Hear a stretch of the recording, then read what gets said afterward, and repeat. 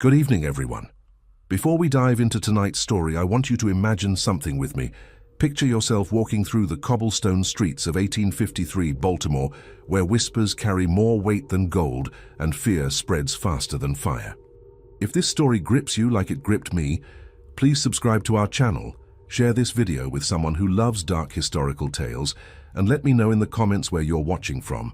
I love connecting with viewers from around the world.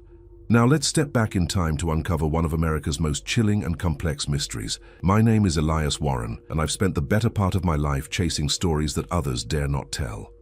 In the autumn of 1853, I found myself in Baltimore, a city where the wealthy lived in marble mansions while the poor scraped by in shadowed alleys. But something was different that October. Something had the entire aristocratic class looking over their shoulders, jumping at shadows and whispering names that made grown men pale. The twins, they called them, Annabeth and Marjorie, two names that had become synonymous with terror among Baltimore's elite.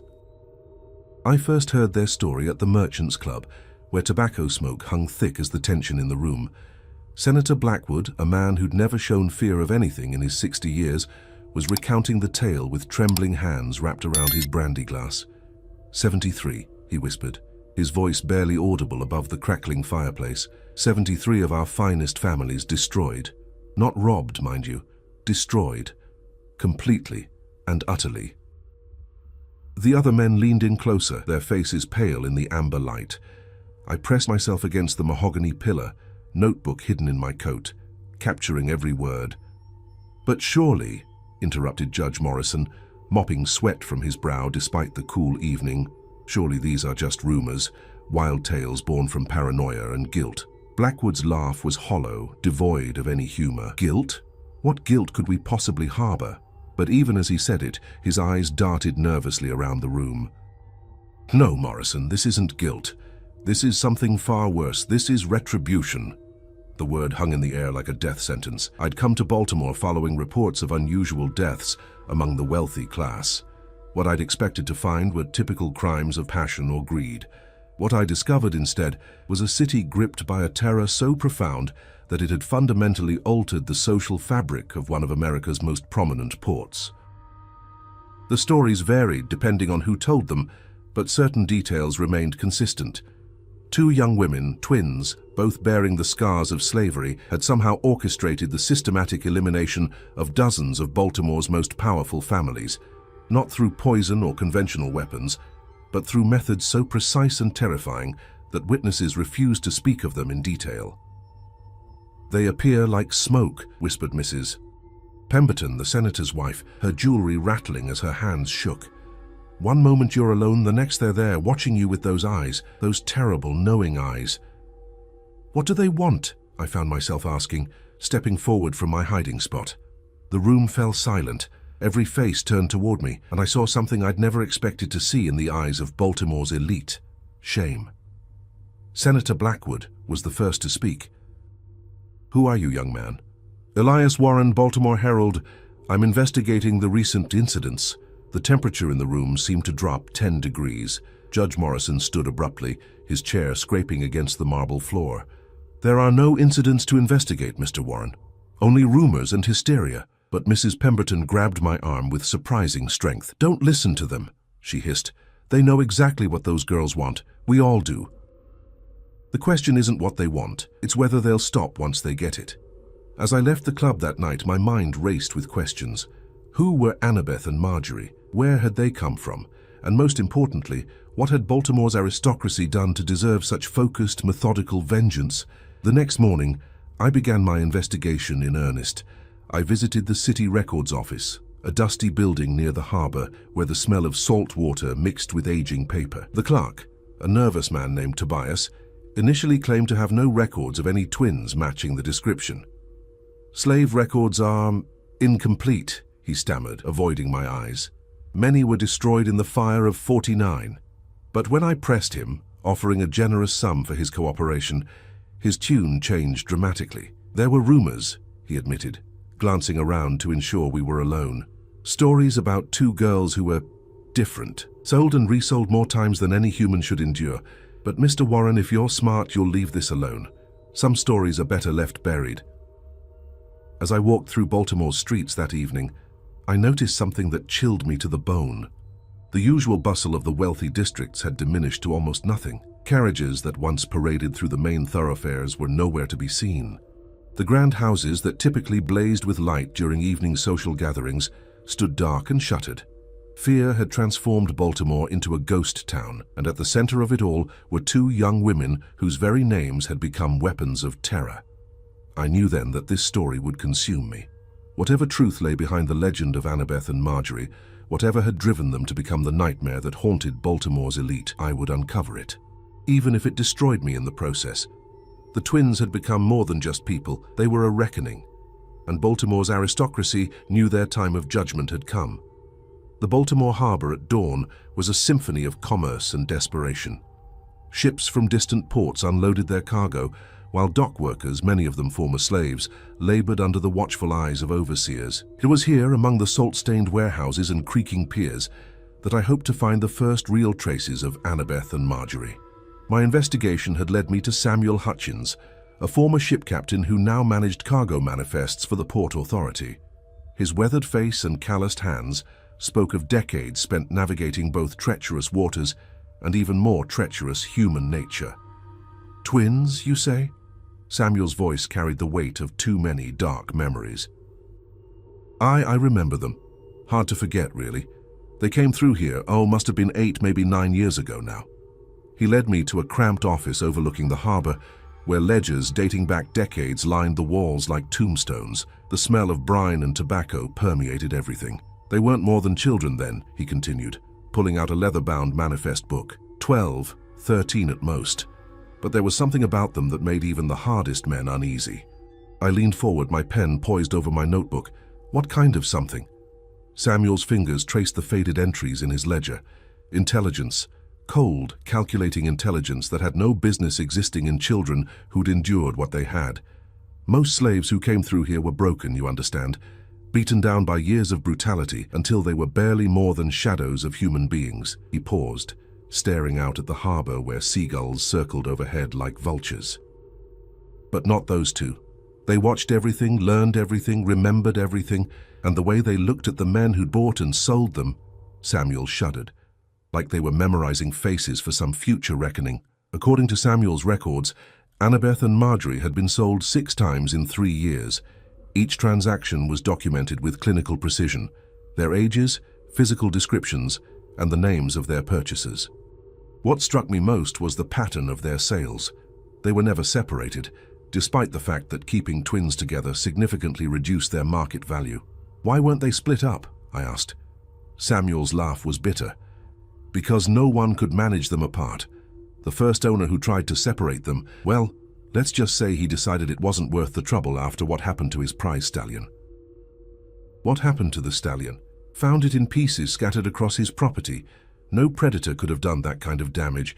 It was surgical, precise, like someone had taken their time to make a point. I spent the rest of the morning tracking down the names in Samuel's ledger. Most of the men who had owned the twins were dead, some from natural causes, others under circumstances that the authorities had deemed suspicious but inconclusive. The few who remained alive had either fled Baltimore or refused to speak about their experiences. But I did find one man willing to talk, Thomas Whitmore, a former plantation overseer who now worked as a night watchman at the docks. His left arm hung useless at his side, and deep scars crisscrossed his neck like a road map of violence. "You want to know about those devils?" Thomas spat into the harbor water. "I'll tell you about them. I was working for the Ashford plantation when they arrived. Beautiful girls, both of them, with skin like polished mahogany and eyes that seemed to see straight through to your soul." He touched his scarred neck unconsciously. Mr. Ashford thought he'd struck gold. Young, attractive, intelligent slaves were worth their weight in silver. He had plans for them. The way Thomas said plans made my stomach turn. But they had plans of their own, he continued. Within a week, strange things started happening around the plantation. Tools would go missing, only to be found arranged in patterns that made no sense. Animals would be found dead but not killed, positioned, like warnings. What kind of warnings? Thomas's good hand trembled as he reached for his flask, the kind that said they knew exactly what kind of man Ashford was, and they weren't going to stand for it.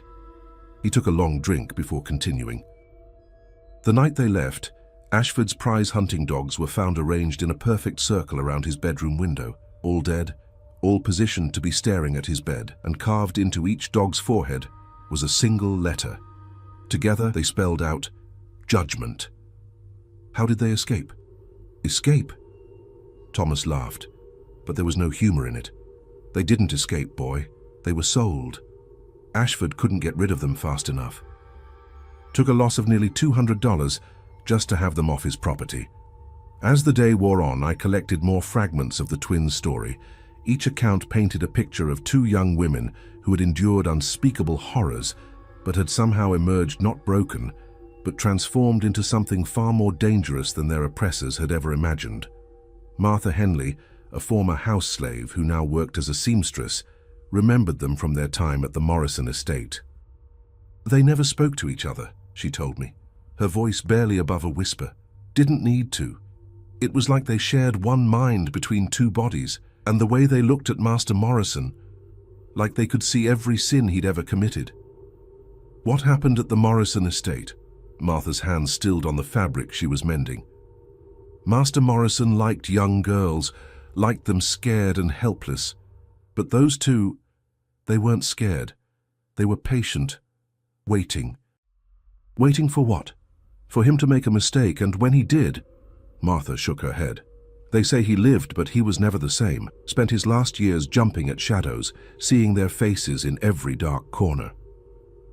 As evening approached, I found myself standing at the edge of the harbour, watching the sun set over the water. The pieces of Annabeth and Marjorie's story were beginning to form a picture, but it wasn't the simple tale of violent revenge I'd expected. These weren't mindless killers driven by rage. They were something far more terrifying. Intelligent, patient, and methodical architects of justice in a world that had denied them any legal recourse. The question that haunted me as I walked back to my boarding house was simple. In a society that had systematically brutalized them, who were the real monsters, the twins or the men who had created them? Tomorrow, I would seek out the scene of their first alleged crime. But tonight, I couldn't shake the feeling that somewhere in the shadows of Baltimore, two pairs of eyes were watching, waiting, and planning their next move in a game that had been years in the making. The Pemberton mansion stood like a monument to Baltimore's aristocratic excess, its white columns gleaming in the morning sun, despite the tragedy that had unfolded within its walls just 3 months prior. As I approached the grand entrance, I couldn't help but notice how the once immaculate gardens had begun to show signs of neglect, as if the very earth had been tainted by what had occurred here. Mrs. Catherine Pemberton, the senator's widow, received me in what had once been her husband's study. The room bore the scars of violence, dark stains on the Persian carpet that no amount of cleaning could remove, and gouges in the mahogany desk that looked almost like claw marks. "You're the journalist," she said, her voice hollow and distant. "The one asking questions about those creatures." I settled into the chair across from her, noting how her hands trembled as she poured tea from a silver service that had clearly seen better days. "I'm trying to understand what happened here, Mrs. Pemberton. The official report was rather sparse on details." Her laugh was sharp and bitter. "Sparse? They called it a robbery gone wrong." "A robbery?" She gestured wildly at the room around us. "Does this look like a robbery to you, Mr. Warren?" Indeed, it did not. The valuable items in the room, the silver tea service, expensive paintings, ornate candlesticks, all remained untouched. Whatever had happened here, theft had not been the motive. "Tell me about that night," I said gently. Mrs. Pemberton's eyes grew distant, as if she were seeing the events unfold again. "It was our annual autumn gathering. The cream of Baltimore society was here. The Ashfords, the Morrisons, the Blackwoods. We were celebrating the successful passage of the new shipping regulations that would make us all considerably wealthier." She paused, her teacup rattling against its saucer. The evening was proceeding normally until the lights went out, not just dimmed, completely extinguished, as if someone had snuffed out every candle and lamp in the house simultaneously. In the darkness, we heard sounds. What kind of sounds? Whispers, but not in English. It was something else, something that seemed to come from the walls themselves. And then She shuddered. Then we heard Charles scream. Charles Pemberton, the senator, had been found in his private office, locked from the inside. The official cause of death was listed as heart failure, but Mrs. Pemberton's description painted a far more disturbing picture. When we finally broke down the door, we found him at his desk, pen still in his hand as if he'd been writing. But his face... Mr. Warren, I've never seen such terror frozen in a human expression, and on the desk before him was a single sheet of paper. What was written on it? Mrs. Pemberton rose and walked to a locked drawer in the damaged desk. With shaking hands, she produced a piece of parchment covered in elegant handwriting. "Read it," she whispered. The document was a detailed confession, written in Senator Pemberton's own hand, describing years of systematic abuse, torture, and murder of enslaved people on his various properties. The specificity was horrifying. Names, dates, methods of torture that made my stomach turn. At the bottom, in different handwriting, were two signatures, Annabeth and Marjorie. "He wrote this himself?" I asked, though I could see it was clearly his handwriting. Every word. But Charles never would have. He would never have admitted to such things voluntarily. Somehow they made him write his own confession. I studied the document more closely. The handwriting showed no signs of coercion, no trembling, no hesitation. It was as if Senator Pemberton had been compelled to record his crimes with the same meticulous attention to detail he'd once applied to legislation. "Were there any witnesses to the twins being here that night?" Mrs. Pemberton nodded slowly. "Young Timothy, our stable boy. He swore he saw two figures moving through the gardens just before the lights went out. Said they moved like shadows, barely disturbing the grass beneath their feet." I spent the afternoon interviewing the surviving staff and guests from that night. Each account added another piece to the puzzle, but also deepened the mystery. No one had seen the twins enter or leave the house.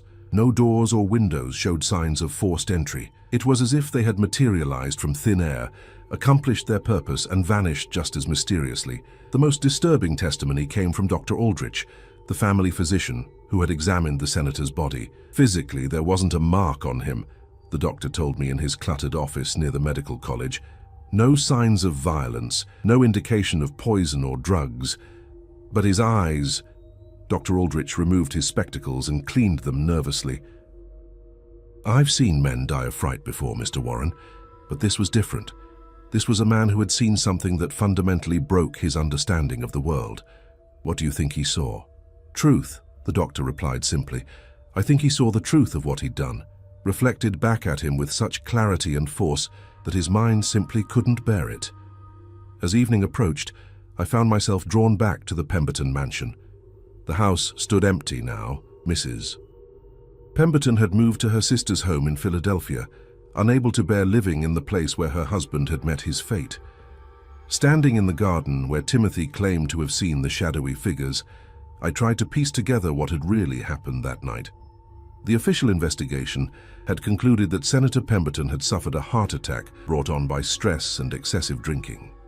The confession was dismissed as the ravings of a dying man, despite the fact that every detail could be verified through plantation records. But I knew better. This wasn't random violence or simple revenge. This was something far more sophisticated, a carefully orchestrated revelation that had forced a powerful man to confront the full weight of his crimes before his death. As I walked through the abandoned rooms of the mansion, I noticed something the investigators had missed. In the senator's office, barely visible unless you knew where to look, were two small handprints pressed into the dust on the windowsill. The prints were delicate, feminine, and positioned as if someone had been watching from outside before entering. The twins hadn't just killed Senator Pemberton. They had judged him, forced him to judge himself, and then allowed that judgment to destroy him from within. It was a form of justice that was both more merciful and more terrifying than simple murder. But this raised an even more disturbing question. If they could do this to one of Baltimore's most powerful men, what were they planning for the other 72 names on their list? As I left the mansion that night, I couldn't shake the feeling that I was being watched. Not by human eyes, but by something that saw far more than it should, understood far more than it had any right to, and was patiently waiting for the perfect moment to strike again. The first massacre had been a demonstration, a proof of concept. The real terror was yet to come. The entrance to Baltimore's underground network was hidden beneath Murphy's Tavern, a ramshackle establishment in the harbor district where dock workers and freedmen gathered to drink away their sorrows. The proprietor, a grizzled Irishman named Seamus Murphy, had initially been reluctant to speak with me until I mentioned the twins' names. Annabeth and Marjorie. His weathered face grew serious. I know those names, but if you're looking to write some sensational story about murderous slaves, you can take your business elsewhere. I'm looking for the truth, I replied, whatever that might be. Seamus studied me for a long moment, then nodded toward a door behind the bar. Follow me then. But understand this, what you're about to see changes everything you think you know about those girls. The door led to a narrow staircase that descended into the earth beneath Baltimore's streets. The air grew thick and humid as we went deeper, and I could hear the distant sound of voices echoing through stone corridors. What I discovered in those tunnels challenged everything I thought I knew about the twins and their alleged crimes. The underground was a vast network of interconnected cellars, abandoned sewers and natural caves that had been converted into a sanctuary for Baltimore's most vulnerable residents. Runaway slaves, freed blacks who lived in constant fear of being kidnapped and sold back into bondage, and even some sympathetic whites who had fallen afoul of the city's power structure, all had found refuge in this hidden world. "Welcome to the real Baltimore," Seamus said as we emerged into a large cavern lit by dozens of oil lamps, the one the newspapers don't write about. The scene before me was both heartbreaking and inspiring. Families huddled together around small fires, sharing meager meals and whispered conversations. Children played quietly in the shadows while their parents worked on various tasks, mending clothes, preparing food, crafting simple tools. It was a community born of necessity and sustained by hope, but what struck me most was the reverence with which people spoke of Annabeth and Marjorie. "They saved my daughter," whispered an elderly woman named Ruth, her gnarled hands clutching a faded photograph. "Master Ashford had plans for her, terrible plans, but the twins, they made sure she got away before he could hurt her." "How?" I asked. Ruth's eyes grew distant. "They came to our quarters one night, quiet as ghosts, told us exactly when the overseer would be distracted, which path to take to avoid the dogs, where to find help once we reached the city. It was like they'd been planning it for weeks." A younger man named Isaiah stepped forward, his left hand missing 3 fingers. "They warned me about Morrison's trap," he said. "I was working his docks when word came that he was planning to sell me south, separate me from my wife and children. The twins got word to me just in time." "But the newspapers say they killed Morrison," I pointed out. Isaiah's laugh was harsh. "Morrison died of drink and guilt, nothing more. But not before he'd destroyed dozens of families, sold children away from their mothers, worked men to death in his warehouses. If the twins hastened his end, I call that justice." As I spoke with more residents of the underground, a different picture of Annabeth and Marjorie began to emerge. They weren't the bloodthirsty killers portrayed in the newspapers and whispered about in Baltimore's drawing rooms. They were something far more complex, a combination of intelligence network, rescue operation, and instrument of justice for those who had no other recourse. "They know things," explained a woman named Sarah, who had escaped from the Blackwood plantation 6 months earlier. "Things they shouldn't be able to know. Like they can see into men's hearts and read their intentions before they even act on them." "What kind of things?" Sarah glanced around nervously before leaning closer. "They knew Senator Blackwood was planning to sell my youngest boy to a brothel in New Orleans. Knew it before he'd even made the arrangements. Came to me with proof, documents, correspondence, everything I needed to get my son to safety." "Where did they get these documents?" "That's what makes them so dangerous to the masters," Sarah replied. "They don't just steal information, they understand it. They can read legal documents, financial records, private correspondence. They know how the system works, and they use that knowledge to protect people like us." The more I learned about the twins' activities, the more I realized that the 73 aristocrats weren't random victims of violence.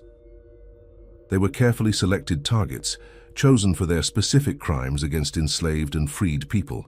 The twins had spent years building cases against each of them, gathering evidence, documenting atrocities. "They keep records," confirmed Marcus, a former house slave who now served as one of the underground's leaders. "Detailed records of every crime, every abuse, every injustice. They're building something bigger than just revenge. They're building a reckoning. Marcus led me to a hidden chamber deeper in the tunnels, where the walls were covered with papers, maps, and documents. It was like stepping into the headquarters of a military operation, but instead of planning battles, they were planning justice. "This is their work," Marcus said, gesturing to the organized chaos around us. "Every name on these walls represents someone who has suffered at the hands of Baltimore's elite. Every document is proof of crimes that will never see the inside of a courtroom." I studied the papers more closely.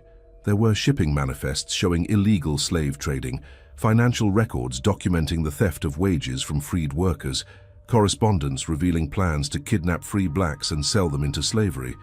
The scope of the evidence was staggering. "How do they gather all this information?" "They're invisible," Marcus replied. "Two young black women in a city full of slaves and servants. They can go anywhere, hear anything, see everything, and no one pays them any attention. They've turned their oppression into their greatest weapon." But the most shocking revelation came when Marcus showed me a particular set of documents, detailed plans for what the twins called the Great Revelation. "They're not just eliminating individual criminals," he explained. "They're planning to expose the entire system, every crime, every cover-up, every conspiracy. They want the world to see Baltimore's aristocracy for what they really are." "When?" Marcus's expression grew grave. "Soon, very soon, and when it happens, this city will never be the same." As I prepared to leave the underground that night, I was approached by a young girl who couldn't have been more than 10 years old. She pressed a folded piece of paper into my hand and disappeared back into the shadows before I could ask her any questions. The note was written in elegant handwriting that I was beginning to recognize. "Mr. Warren, your investigation has not gone unnoticed. If you truly seek the truth, come to the Lyric Theatre tomorrow at midnight. Come alone and bring your notebook. It's time you heard our side of the story. A&M." Standing in the tunnel beneath Baltimore's streets, surrounded by the evidence of systematic oppression and the people who had suffered under it, I realized that everything I thought I knew about this story had been wrong. The twins weren't monsters. They were the inevitable result of a monstrous system. They weren't criminals. They were the only form of justice available to people who had been denied all legal recourse. But they were also something else, something that terrified Baltimore's elite more than any simple killer could. They were the truth, given form and purpose and the power to act. Tomorrow night, I would finally meet them face to face. And I had the feeling that encounter would change not just my understanding of their story, but my understanding of justice itself. The morning after my visit to the underground brought news that sent shockwaves through Baltimore's remaining aristocracy. Judge Morrison had been found dead in his locked study, and this time there were witnesses to the twins' presence. I arrived at the Morrison estate to find it surrounded by armed guards and city officials. The mayor himself, Thomas Swan, was directing what appeared to be a military operation rather than a criminal investigation. "This ends today," Mayor Swan declared to the assembled crowd of reporters and officials. "These terrorists will be brought to justice, dead or alive." The word terrorists struck me as particularly telling. In the span of a few months, the narrative around Annabeth and Marjorie had shifted from mysterious killers to enemies of the state. The establishment was no longer content to dismiss them as criminals. They had become a threat to the very foundation of Baltimore's social order. Dr. Aldrich emerged from the house, his face pale and drawn. I managed to intercept him before he reached his carriage. "What did you find, Doctor?" He glanced around nervously before answering. The same as before, no signs of violence, no indication of poison or physical trauma. But Morrison's face, he shuddered. It was worse than Pemberton's. Whatever he saw in his final moments, it was beyond human comprehension. "Was there another confession?" Dr. Aldrich nodded grimly. 12 pages, detailed accounts of every crime he'd committed over the past 20 years. Things that were never reported, never investigated.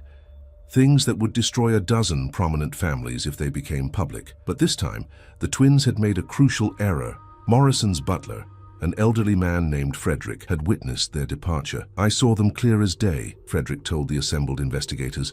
"Two young women, moving across the garden like they were floating rather than walking.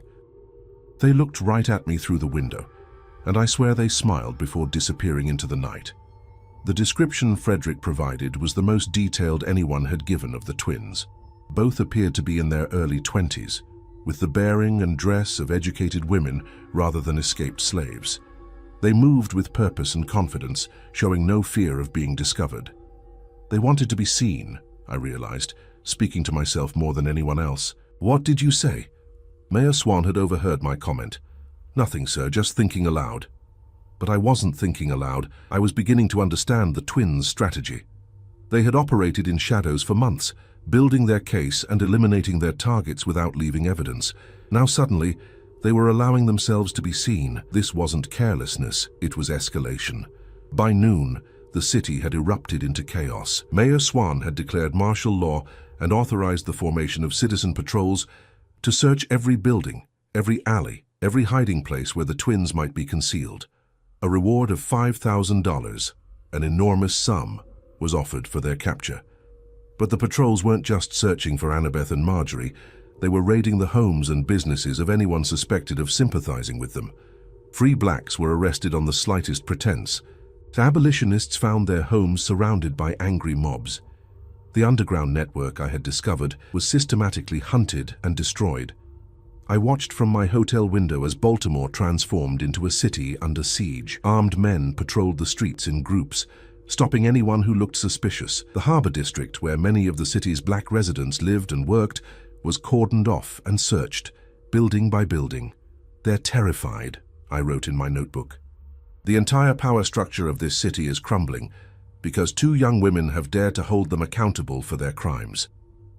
But the twins weren't passive victims in this manhunt. Throughout the day, reports came in of patrol groups being found unconscious in alleys, their weapons missing, and strange symbols carved into nearby walls.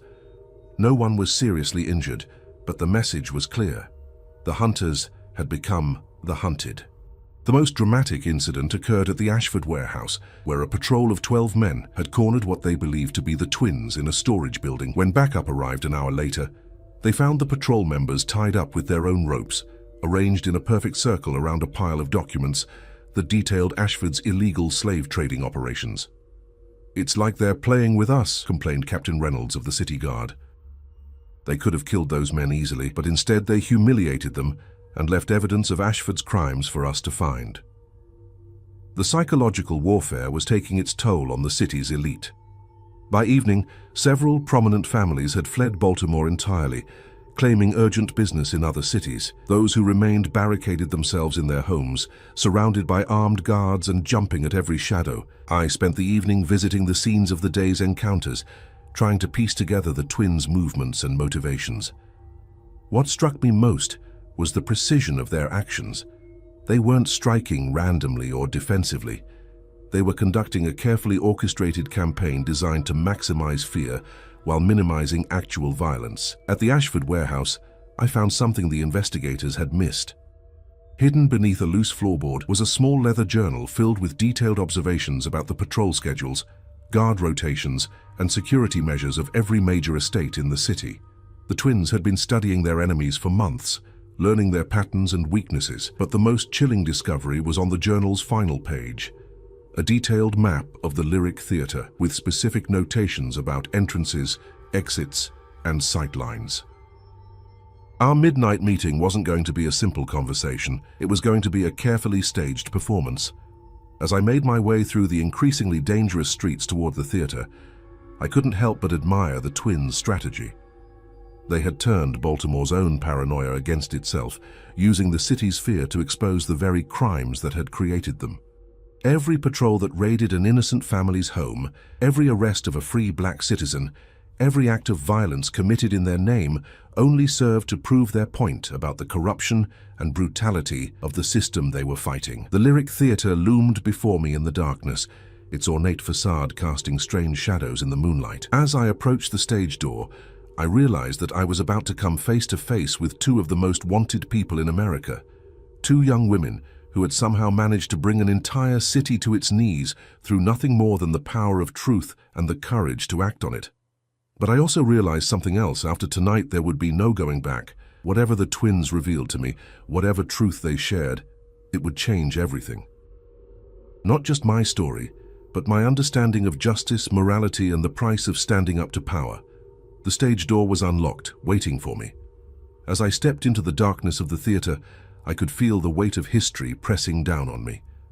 Somewhere in the shadows ahead, Annabeth and Marjorie were waiting to tell their story in their own words.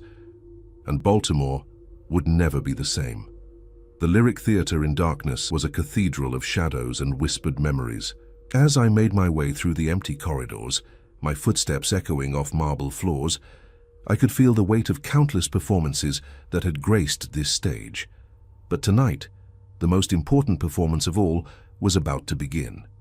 The main auditorium was lit by a single spotlight focused on center stage, creating a circle of brilliant white light surrounded by impenetrable darkness. As I descended the aisle toward the orchestra pit, I could sense that I was not alone, though I could see no one beyond the reach of that solitary beam. "Mr. Warren," the voice came from everywhere and nowhere, echoing through the theater with an otherworldly quality. "Thank you for coming." I stopped at the edge of the light, my notebook clutched in my trembling hands. "I'm here, as requested." "Alone, as instructed?" "Yes." "Good. Please step into the light." I moved forward into the spotlight's glare, immediately blinded to everything beyond its reach. For a moment I stood there in the brilliant white circle, feeling exposed and vulnerable, like an actor who had forgotten his lines. Then they emerged from the darkness. Annabeth and Marjorie stepped into the light with the fluid grace of dancers, their movements perfectly synchronized, despite the fact that they approached from opposite sides of the stage. The first thing that struck me was how young they looked, barely past 20, with the kind of beauty that would have made them the envy of Baltimore's society ladies under different circumstances. But it was their eyes that truly captured my attention. Dark, intelligent, and filled with a depth of understanding that seemed impossible for their age.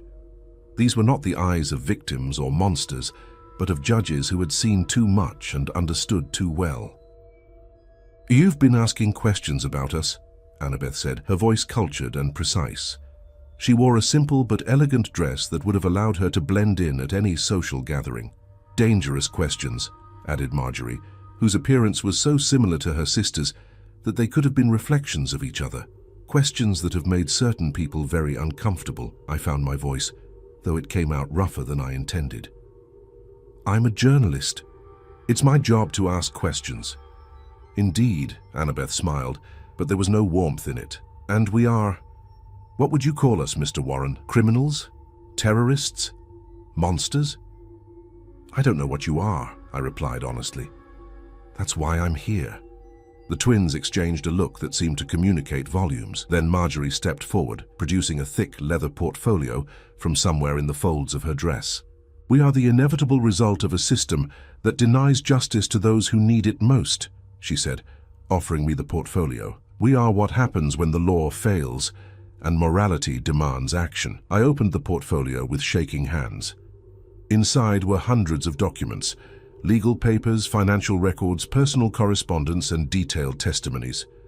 But these weren't the crude forgeries I might have expected. These were original documents, bearing official seals and signatures, providing irrefutable evidence of crimes that spanned decades.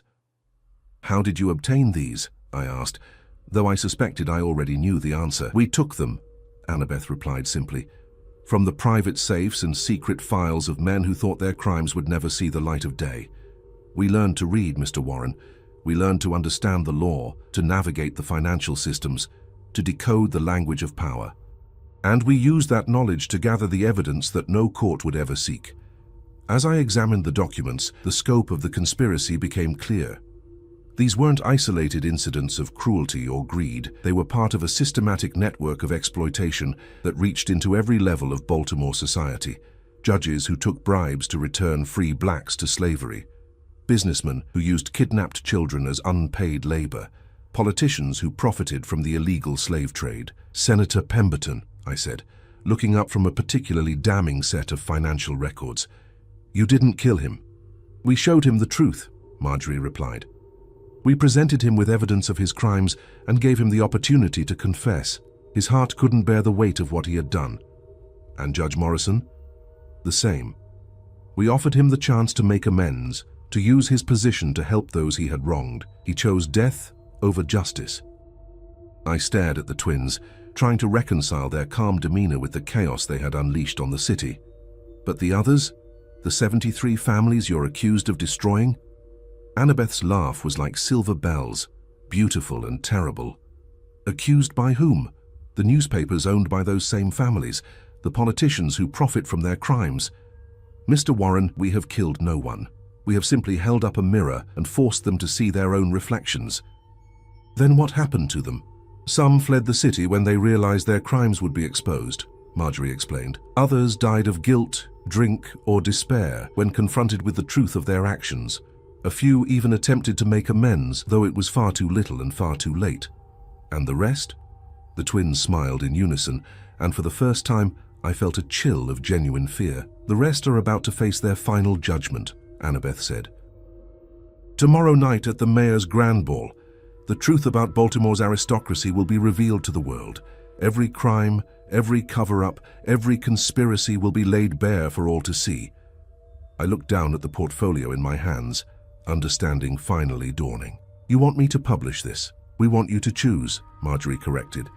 You can publish the truth and help us expose a system of corruption that has destroyed countless lives.